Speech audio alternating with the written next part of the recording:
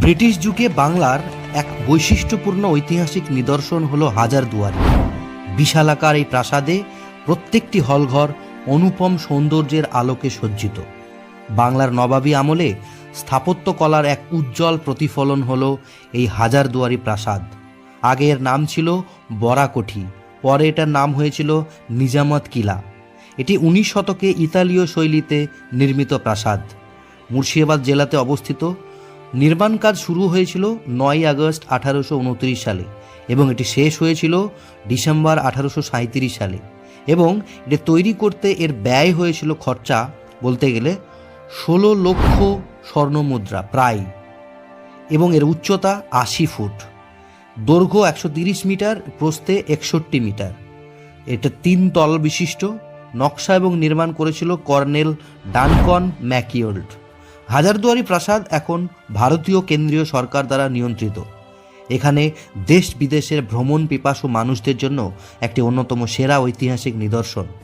এখানে মাসে অন্তত 50,000 মানুষের অনুগমন হয়। হাজারদুয়ারির অবস্থান ভারতের পশ্চিমবঙ্গ রাজ্যের মুর্শিদাবাদ জেলায় লালবাগ নামক অঞ্চলে। এর পাশ দিয়ে ভাগীরথী রূপ নিয়ে প্রবাহিত হয়েছে বহু দূরে।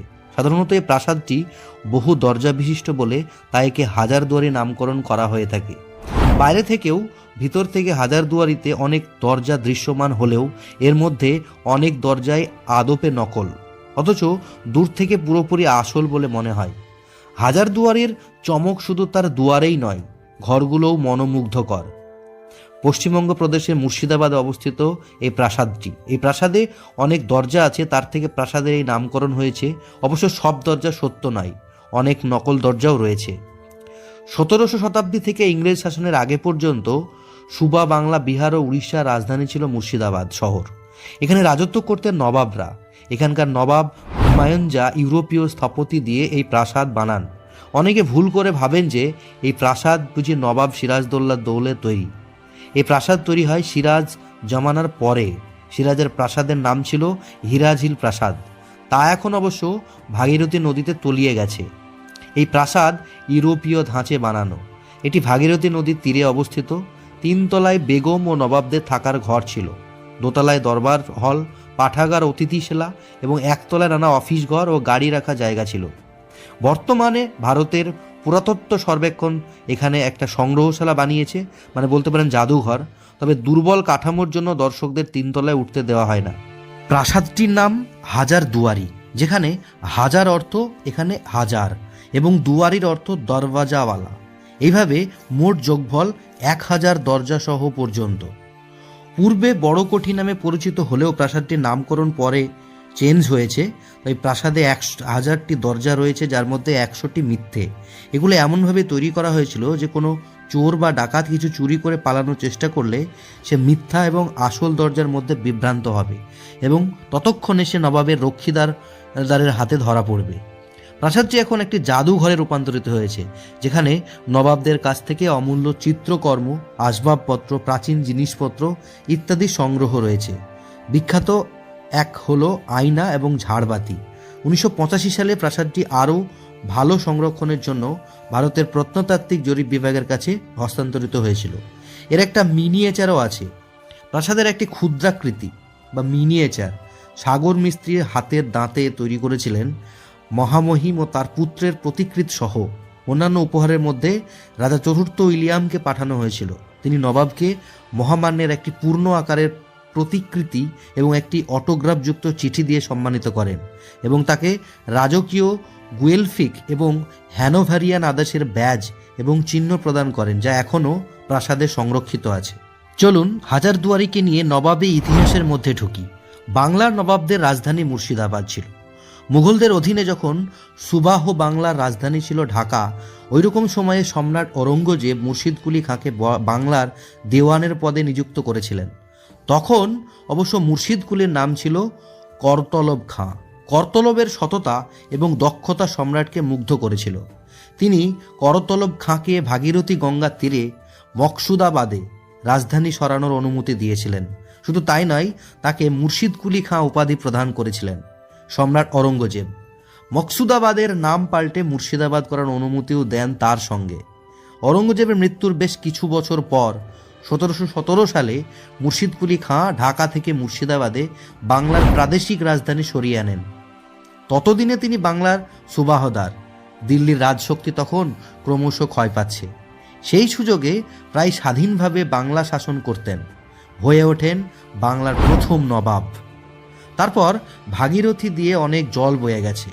বাংলার মসনদে বসেছেন সুজাউদ্দিন, সরফরাজ খাঁ, আলীবর্দী খাঁ, সিরাজউদ্দৌলা।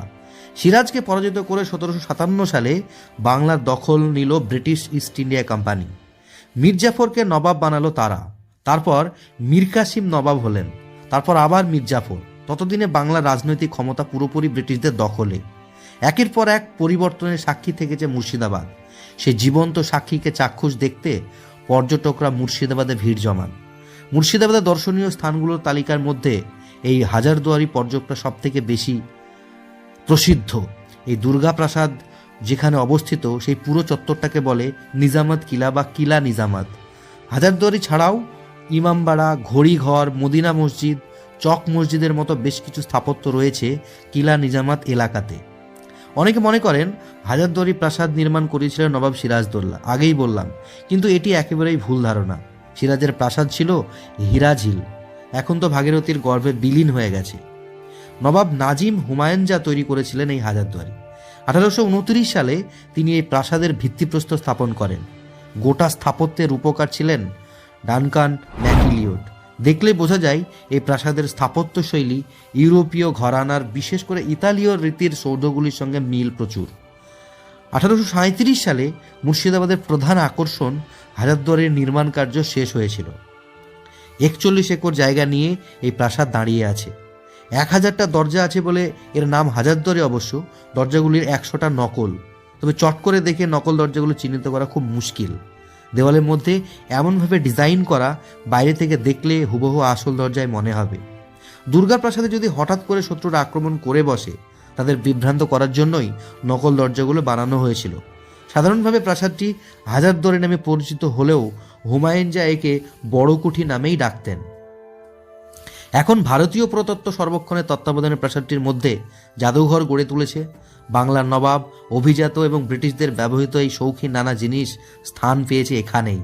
রয়েছে তখনকার আসবাব, বাসনপত্র, বিখ্যাত শিল্পীদের আঁকা ছবি, নবাবী আমলের বই, পুঁথিপত্র, যেমন আইনি আকবরের পাণ্ডুলিপি এখানে পাবেন এবং সোনা দিয়ে মোড়া কোরআন শরীফ পাবেন। 2000-এরও বেশি অস্ত্রের সম্ভার আছে। তার মধ্যে পলাশির যুদ্ধে ব্যবহৃত অস্ত্রশস্ত্র যেখানে দেখানো হয়, তেমনি দর্শকদের জন্য রাখা হয়েছে সেই ছুরি যা দিয়ে মোহাম্মদী বিগ সিরাজকে হত্যা করেছিলেন। আলীবর্দী খাঁ এবং সিরাজউদ্দৌলার তলোয়ার সেখানে দেখতে পাবেন। আরও যে কত কিছু রয়েছে বলে শেষ করা যাবে না। গোটা জাদুঘরটি ঘুরে দেখতে বেশ কয়েক ঘন্টা সময় লাগবে। শুক্রবার বাদে প্রতিদিনই সকাল 9টা থেকে বিকেল 5টা পর্যন্ত দর্শকদের জন্য জাদুঘরটি খোলা থাকে। হাজারদুয়ারির ঠিক বিপরীতে রয়েছে নিজামাত ইমামবাড়া। মহরমের দিন এটি সাধারণ মানুষের জন্য খুলে দেওয়া হয়। বাকি দিনগুলি এই স্থাপত্য কেবল বাইরে থেকেই দেখতে পাবেন। হাজারদুয়ারির প্রাঙ্গণেই আছে বিখ্যাত ঘড়ি মিনার। প্রাসাদের সামনেই দেখতে পাবেন বাচ্চাওয়ালে তোপ। কাছাকাছি অন্যান্য দর্শনীয় স্থানগুলি আছে খোশবাগ, মতিঝিল, কাটরা মসজিদ, নসিবপুর প্রাসাদ, কাঠগোলা বাগানবাড়ি, কাশিমবাজারের রাজবাড়ি ইত্যাদি। কিভাবে যাবেন? ট্রেনে যেতে চাইলে শিয়ালদা স্টেশন থেকে লালগোলা প্যাসেঞ্জার কিংবা ভাগীরথী এক্সপ্রেস অথবা কলকাতা স্টেশন থেকে হাজারদুয়ারি এক্সপ্রেস ধরুন। নামবেন মুর্শিদাবাদ স্টেশন। এছাড়া স্প্ল্যানেড থেকে মুর্শিদাবাদ যাওয়ার বাস পাওয়া যায়। বহরমপুরে অনেক পর্যটন উন্নয়ন নিগমের ট্যুরিজম প্রপার্টি আছে, প্রচুর হোটেল হয়ে গেছে এখন। সেখানে থেকে আপনি মুর্শিদাবাদের বিভিন্ন জায়গায় ঘুরে দেখতে পারেন।